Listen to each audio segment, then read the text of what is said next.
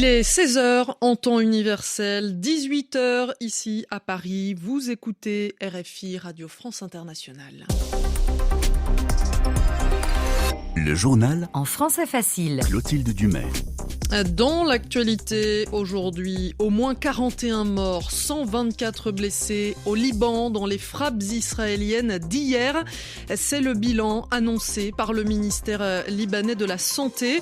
Le Hezbollah appelle Israël à mettre fin à la guerre en acceptant un cessez-le-feu. Mais en attendant, le mouvement chiite libanais menace de frapper l'État hébreu partout sur son territoire. La chef du gouvernement italien salue un accord courageux avec l'Albanie. Le pays s'est engagé à recevoir des migrants interceptés par Rome. Un premier convoi doit arriver demain. Et puis le couvre-feu prolongé en Martinique. Les habitants doivent toujours rester chez eux la nuit, même si la situation se calme après les violences des derniers jours en lien avec la mobilisation contre la vie chère. Voilà pour le sommaire de ce journal. Le Hezbollah ne relâche pas la pression sur Israël. Le mouvement chiite libanais affirme cet après-midi avoir visé des bulldozers et un char de l'armée israélienne dans le sud du Liban. Le numéro 2 du Hezbollah, Naïm Qassem, menace de frapper l'État hébreu partout et demande à Israël un arrêt des combats. Je dis au front intérieur israélien, la solution est un cessez-le-feu. Nous ne parlons pas d'un point de faiblesse. Si les Israéliens ne le veulent pas, nous continuerons. Puisque l'ennemi israélien a pris pour cible l'ensemble du Liban, nous avons le droit, du point de vue de la défense, de prendre pour cible n'importe quel endroit du territoire de l'ennemi israélien. Je vous dis que la résistance ne sera pas défaite parce qu'elle est propriétaire de la terre et que ses combattants sont des martyrs. Et selon le ministère libanais de la Santé, je vous le disais, au moins 41 personnes ont été tuées, 124 blessés dans les frappes israéliennes qui ont visé le Liban hier. Dans le sud du pays, la FINUL, la force de maintien de la paix des Nations Unies, a décidé de rester malgré les demandes d'évacuation et les tirs israéliens. Dans cette zone, le Premier ministre libanais assure auprès de l'agence France Presse qu'il est prêt à augmenter les effectifs de son armée pour contrôler cette région frontalière en cas de cessez-le-feu. Le nombre de passages clandestins détectés aux frontières de l'Union européenne a baissé de 42% pour le moment en 2024 par rapport à la même période l'an dernier. Chiffre communiqué par Frontex, l'agence européenne de surveillance des frontières, qui a détecté la majorité de ces passages clandestins dans la Manche et en mer Méditerranée, notamment via l'Italie. Pendant ce temps, 16 migrants secourus par les gardes-côtes italiens naviguent en ce moment en direction de l'Albanie. C'est le premier transfert de ce genre après l'accord signé entre Rome et Tirana. La chef du gouvernement italien aimerait désormais que ce système soit adopté par d'autres pays. Giorgia Meloni s'est exprimée devant les sénateurs à Rome ce matin.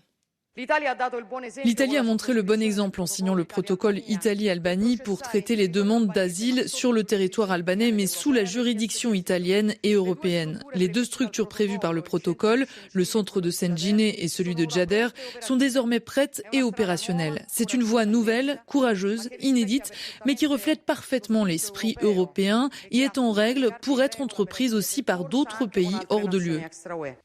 Giorgia Meloni, la chef du gouvernement italien, qui a annoncé la tenue d'une réunion informelle cette semaine à Bruxelles avec les pays intéressés par la question migratoire. Giorgia Meloni, qui a par ailleurs indiqué qu'elle se rendrait au Liban vendredi puisque des troupes italiennes sont engagées sur place dans la mission de maintien de la paix de l'ONU.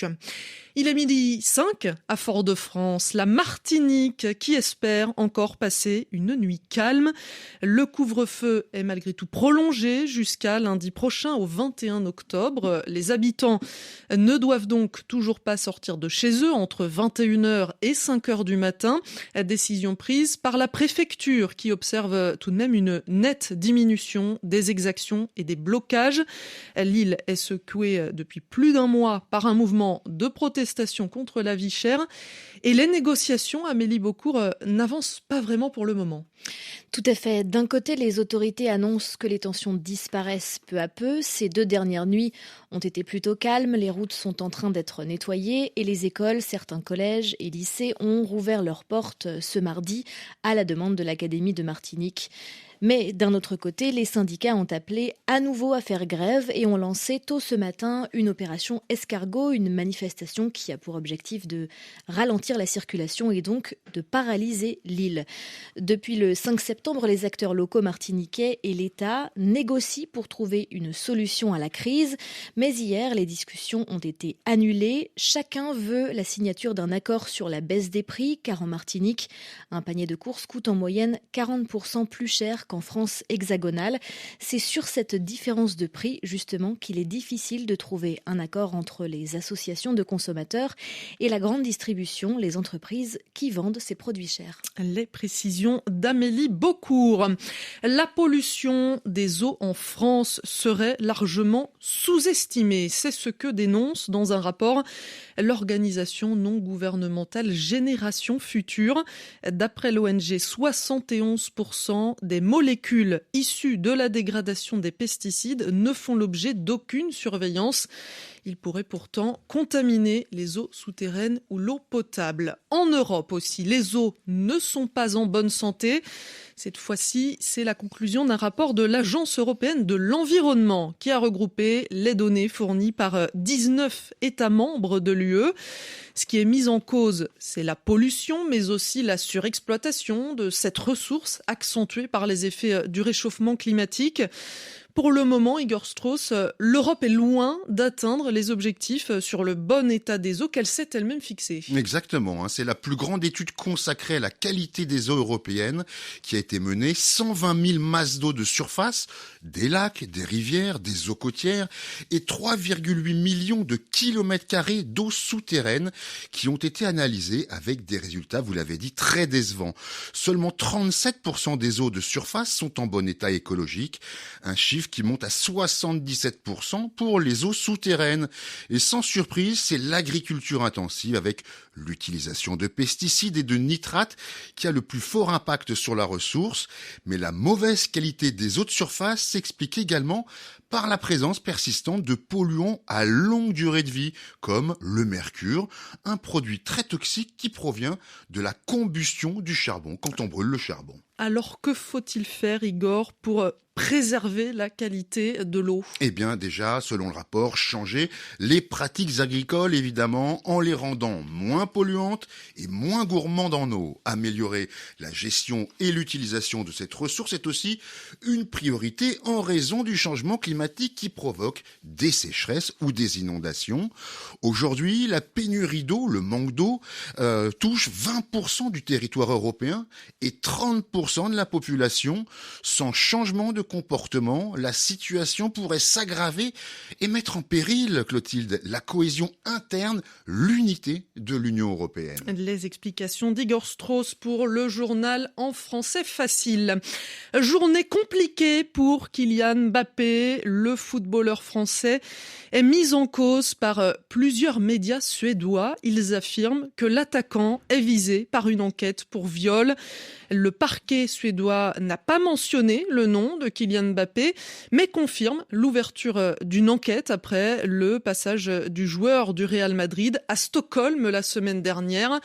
Lui a dénoncé sur les réseaux sociaux une fausse information. Kylian Mbappé qui doit aussi régler ses problèmes financiers avec le Paris Saint-Germain. Il réclame à son ancien club 55 millions d'euros de salaires impayés. Une audience s'est tenue cet après-midi au siège de la Ligue de football professionnel concernant le refus du PSG de verser cette somme. La LFP rendra sa décision le 25 octobre. Voilà, c'est la fin de cette édition du journal en français facile. Bonne soirée sur RFI.